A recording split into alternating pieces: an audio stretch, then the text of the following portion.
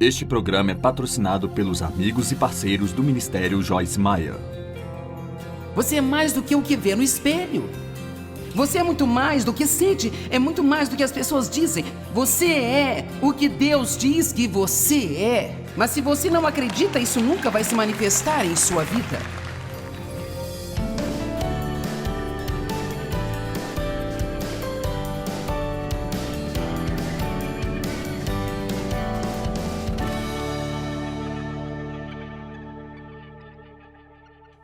Em Colossenses, no capítulo 1, há 12 lições diferentes. Só no capítulo 1.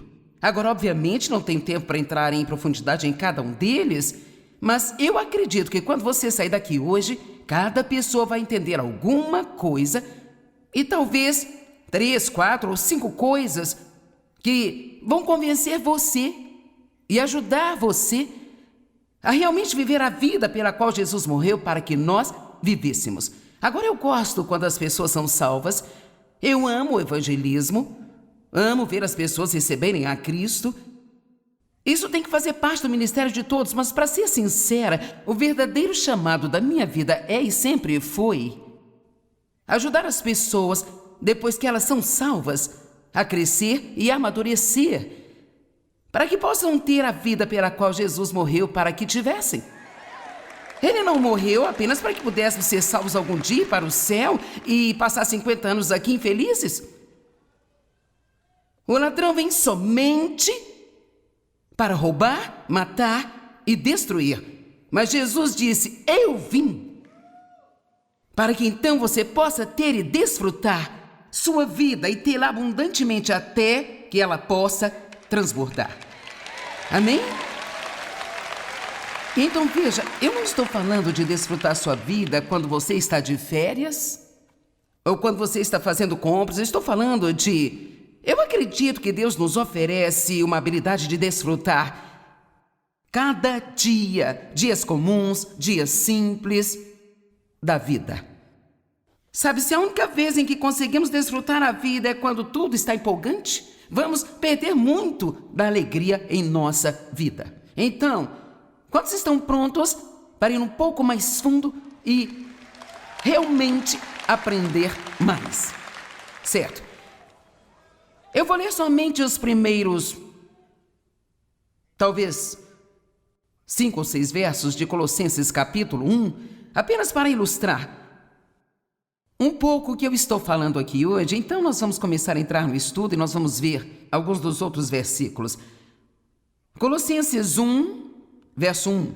Paulo, apóstolo de Jesus Cristo, ou Messias, pela vontade de Deus. Então, cara, nós devemos sublinhar pela vontade de Deus, porque se nós não estivermos fazendo o que estamos fazendo, porque realmente acreditamos que a vontade de Deus nós fazemos, como é que poderíamos fazer isso bem ou como poderíamos desfrutar?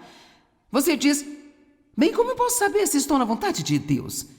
Para ser sincera, não é tão difícil. Quer dizer, Deus não vai lhe dar alguma coisa para fazer que deixe você infeliz o tempo inteiro? Eu acredito que se estivermos na vontade de Deus, o que quer que façamos, número 1, seremos muito bons nisso.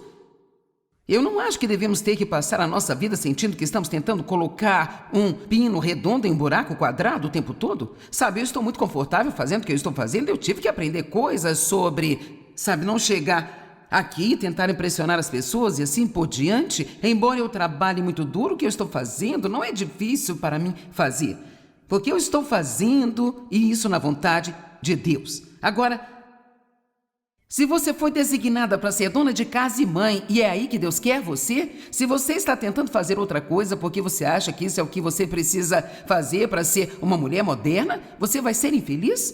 Todos nós temos que chegar ao ponto de dizer: eu quero fazer o que Deus quer que eu faça e eu não vou me comparar com quem quer que seja, eu não vou competir com ninguém, eu só quero estar em meu lugar, fazendo o que Deus quer que eu faça. Uma das maiores questões que as pessoas têm é: como eu posso saber a vontade de Deus? É muito simples. Você começa e tenta coisas até você encontrar o que é confortável para você. E confortável não quer dizer necessariamente fácil. Como eu disse, eu trabalho duro, mas esse é o meu lugar. Isso é o que eu realmente deveria estar fazendo. E quando eu senti o chamado de Deus na minha vida, eu queria servir a Deus Eu queria ser usada por Deus e eu sou muito agressiva e ousada, então eu tentei um monte de coisas. E não demorou muito para eu descobrir o que não era bom e o que não funcionava. Mas, cara, quando eu comecei a ensinar, encontrei meu lugar. Eu tentei por um tempo trabalhar na salinha de crianças. Bem, demorou só uma semana ou duas para eu e as crianças saber que não era esse o meu lugar. Experimentei o evangelismo de rua e eu odiei. Quero dizer, eu sou ousado, eu posso ficar... Eu honestamente poderia ficar na frente de 25 milhões de pessoas e não me incomodaria em nada, sabe? Mas eu não quero persuadir alguém que eu não conheço na rua e levá-lo para um canto e tentar falar sobre Jesus. Essa não sou eu. Agora, tem pessoas que são muito boas nisso. Veja, nós temos que ter cuidado para não olhar o que alguém está fazendo e pensar que é o que devemos fazer ou que há algo de errado conosco se nós estivermos fazendo. Então, a lição número 1 em Colossenses 1, versículo 1, certifique-se de que tudo o que você faz, com o máximo de sua capacidade, acredite que é a vontade de Deus para você naquele momento em sua vida. E às vezes as coisas mudam, sabe? Como acabamos de iniciar uma nova agenda de conferências, bem... Nós acreditamos que essa programação é a vontade de Deus para o nosso ministério, para esse tempo em nossa vida. Houve ocasiões em que fazíamos 5 reuniões todos os fins de semana, depois passamos a fazer 4 reuniões. Bem, nós acreditamos que isso é o certo e está comprovado apenas pela maneira como as pessoas estão respondendo, mas você deve sempre arriscar-se. Quando você dá um passo de fé, você sempre deve estar disposto a estar errado para descobrir se está certo. Vamos falar de novo. Quando você dá um passo de fé, você sempre tem que se arriscar a estar errado para descobrir se está certo. E sabe, para ser honesta, nós ficamos muito incomodados com a ideia de estarmos errados. E não é um grande problema, apenas diga, bem, eu pensei que fosse que Deus queria sair, tentei, não deu certo, eu posso riscar isso da minha lista e continuar na próxima coisa? Vamos, digam todos, eu quero estar na vontade de Deus. Verso 2, aos santos, ao povo consagrado de Deus. Agora, em apenas alguns minutos, vamos falar sobre o que significa ser consagrado. Veja, são palavras pelas quais passamos, e se não sabemos o significado, então nunca vamos tirar a lição que nós devíamos tirar. Verso 3, nós continuamente damos graças. Vamos começar esta manhã, antes de qualquer coisa, apenas dizendo a Deus várias coisas pelas quais você estava agradecido, ok?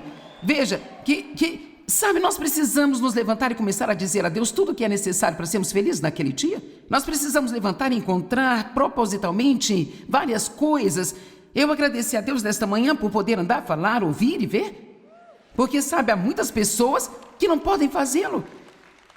Eu agradeci a Deus nesta manhã por ter algo frutífero para vir aqui fazer. Eu estava cansada quando me levantei, mas eu disse, vamos seguir em frente, chegar lá. E servi-lo e fazer as pessoas felizes, estar em sua vontade. Obrigado por me dar esta oportunidade.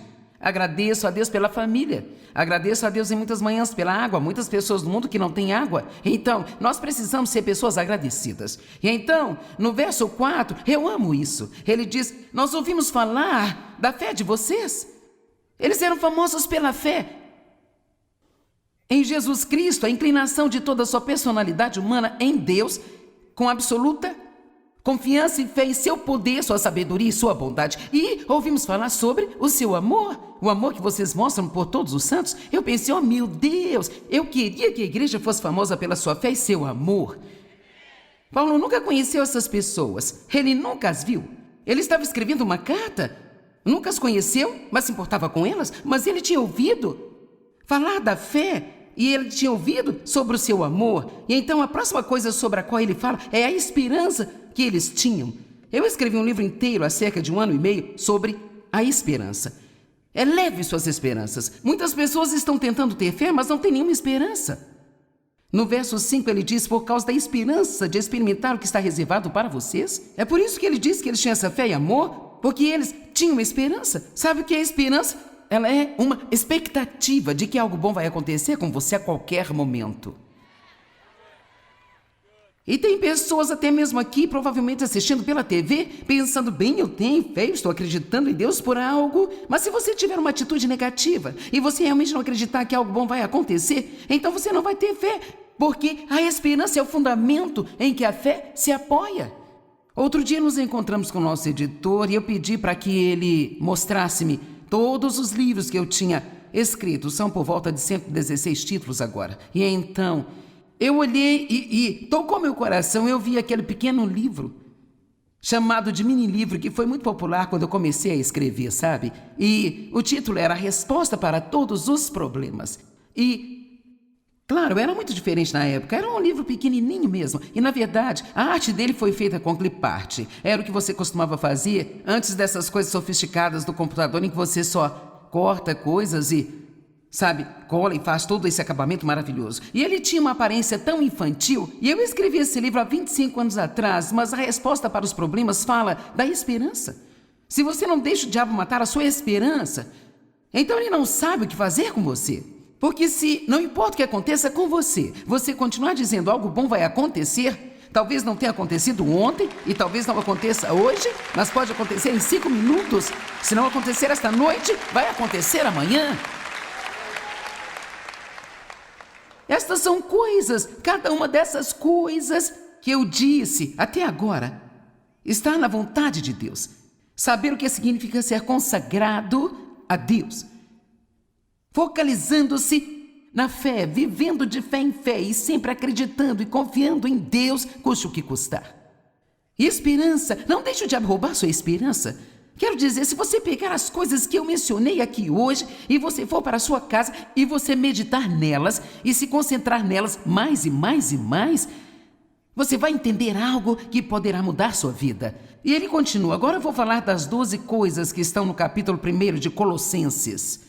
Consagração, ação de graças, fé, amor, estar na vontade de Deus e esta oração apostólica de Paulo, a qual é fenomenal. O que é nosso em Cristo, digam todos, em Cristo. Se tem algo que nós precisamos nos concentrar e aprender, é quem nós somos em Cristo. Em Cristo, em Cristo, em Cristo. E há ensinamentos no capítulo 1 e no capítulo 2 sobre isso, e nesta manhã em particular vou me concentrar muito em saber quem nós somos em Cristo. As pessoas não sabem quem são. Você é mais do que o que vê no espelho. Você é muito mais do que sente, é muito mais do que as pessoas dizem. Você é o que Deus diz que você é. Mas se você não acredita, isso nunca vai se manifestar em sua vida. Eu não sinto que alguém me ama. Temos que parar de viver como nos sentimos. Falaremos sobre isso mais tarde. Aliás, posso falar de qualquer assunto. E realmente eu gosto de falar. Basta você sugerir qual é. No capítulo 1 fala sobre manter Jesus em primeiro. Que Jesus, ele restaura todas as coisas que o diabo tirou de nós. Todas as coisas. Que nós devemos nos alegrar em nossos sofrimentos. Veja, você não ficou animado com isso? Você gostaria que ele lhe devolvesse tudo que o diabo tomou de você? Cristo em você é a esperança da glória. Oh, meu Deus! O mistério das épocas. Colossenses 1:27. Cristo em vocês, a esperança da glória. Maturidade espiritual? Está disposto a ajudar os outros? Um pouco de informação sobre a igreja em Colossos. O tema desta carta aos Colossenses é a liderança de Cristo. Ele é a cabeça, somos o corpo. Enquanto o corpo estiver pegando a direção da cabeça, estaremos muito bem. Mas quando o corpo começa a tentar gerenciar tudo, é aí que temos problemas. A liderança de Jesus Cristo e a responsabilidade do crente, esta responsabilidade de manifestar esta vida de ressurreição que Jesus oferece a nós. Uma vida de ressurreição, sabe? Paulo falou sobre isso em Filipenses, para que eu possa conhecê-lo e o poder de sua ressurreição, a qual me levanta de dentre os mortos, mesmo enquanto eu estou nesse corpo. Isso significa que você pode estar aqui, neste corpo, indo trabalhar, indo para casa, lavando louça, cortando a grama, brigando com as crianças, todas essas coisas que nós vivemos. O cristianismo não nos oferece uma vida perfeita, onde não há problemas, mas ela nos oferece uma vida de ressurreição. O cristianismo nos oferece um lugar em Cristo, em que nós podemos subir acima das tempestades da vida, deixando-as fazer o que vieram fazer e ainda assim, tendo nossa alegria em Deus, sem desistir da nossa esperança. As águias fazem isso, sabia? A Bíblia diz que você pode subir com asas como águia. Está dizendo, aqueles que esperam no Senhor renovam as suas forças. Você sabe o que significa esperar? Não significa sentar-se em uma cadeira em algum lugar e não fazer nada até que Deus se mova. A palavra espera tem a mesma definição que a palavra esperança, que significa esperar com expectativa, olhando e desejando que Deus se mova em sua vida. Se você não está esperando com expectativa, então você não está esperando de acordo com o que a Bíblia fala a respeito da espera. Esperando em Deus. Vamos nos levantar todos os dias esperando para ver o que Deus vai fazer nesse dia. Você nunca sabe o que Deus pode fazer a qualquer hora em sua vida, mas eu aposto com você, eu aposto que a maioria de vocês precisa esperar mais do que está esperando. Quero dizer, espero que algo grande aconteça hoje, sabe? Senhor, tenha misericórdia, eu não sei o que será, mas eu espero. Você diz, bem, e se nada acontecer? Bem, então eu espero que algo aconteça no caminho de casa, ou quando eu chegar em casa, ou no meio da noite. Veja, você pode simplesmente aumentar sua alegria a um nível totalmente novo, e você pode fazer isso sozinho. Você não precisa ter música, não precisa de alguém pregando para você. Tudo o que precisa fazer é ser cheio de esperança. Digam isso comigo, algo bom vai acontecer comigo.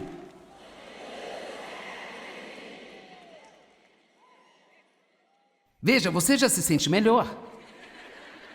O cristianismo teria estado em perigo nos dias em que Paulo escreveu essa carta de ser completamente subjugado por falsas religiões, se não fosse pela proteção da graça de Deus. Naqueles dias, como hoje em dia, existia uma estranha mistura de todos os tipos de diferentes religiões. Naqueles dias havia uma mistura de legalismo judaico, a grega filosofia e o oriental misticismo. E isto era entrelaçado de uma maneira muito astuta e enganosa. E em 1 Tessalonicenses isso é referido como sendo um mistério da ilegalidade.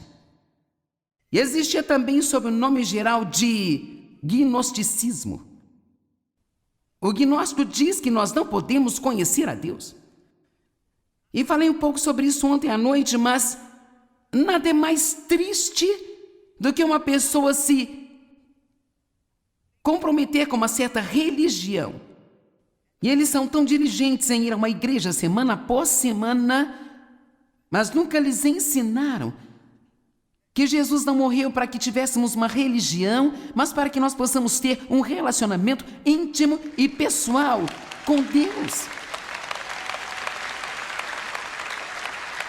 Houve dias em que as pessoas não acreditavam que pudessem entender a Bíblia, sequer se incomodavam em lê-la, achavam que os sacerdotes eram os únicos que podiam entendê-la.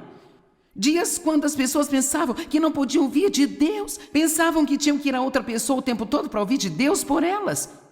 Agora posso lhe dizer algo, há uma música que diz isso, mas eu estive meditando sobre isso e eu estou querendo escrever um livro chamado Deus é Seu Amigo.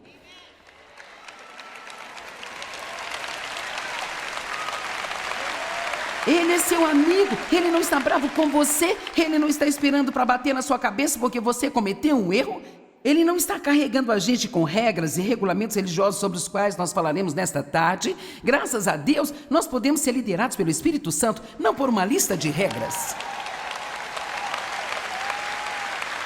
E então, para adicionar criatividade à sua vida, cara, comece a ser liderado pelo Espírito Santo.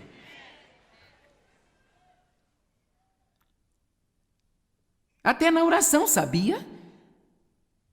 E veja, claro que adoro a palavra oração, está em toda a Bíblia, mas eu tenho tentado dizer às pessoas, sabe, basta conversar com Deus.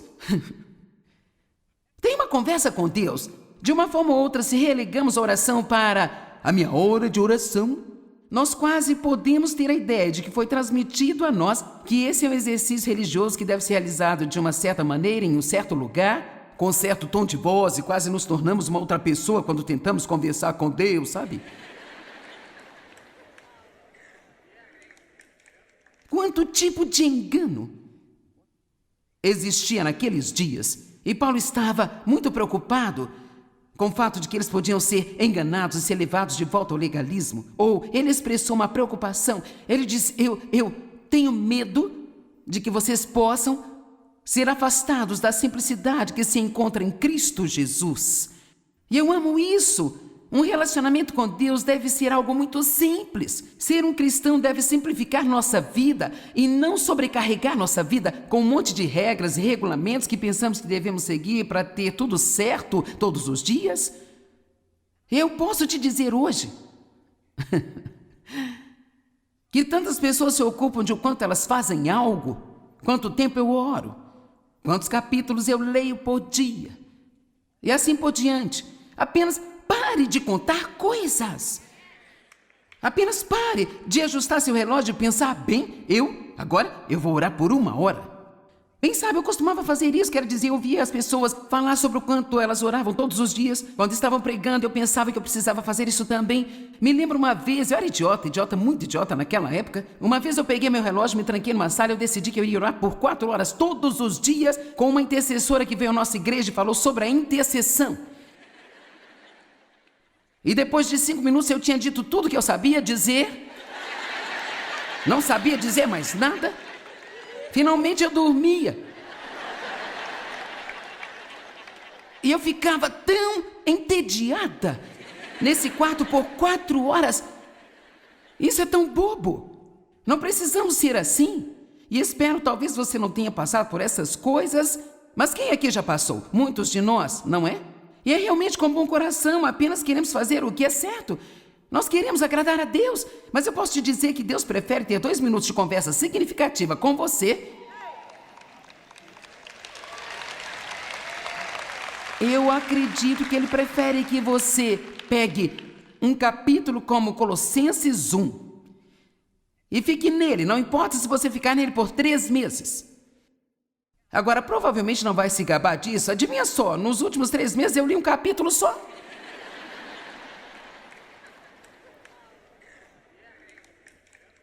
Vamos aprofundar.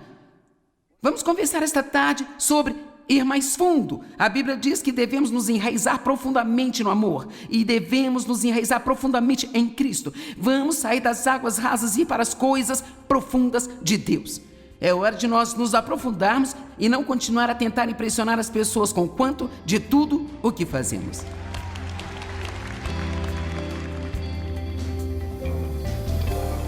Bem, vamos tomar a decisão de ir ainda mais fundo com Deus. E sabe, quando fazemos, nós descobrimos quem realmente somos em Cristo e o quanto Ele ama a nós. O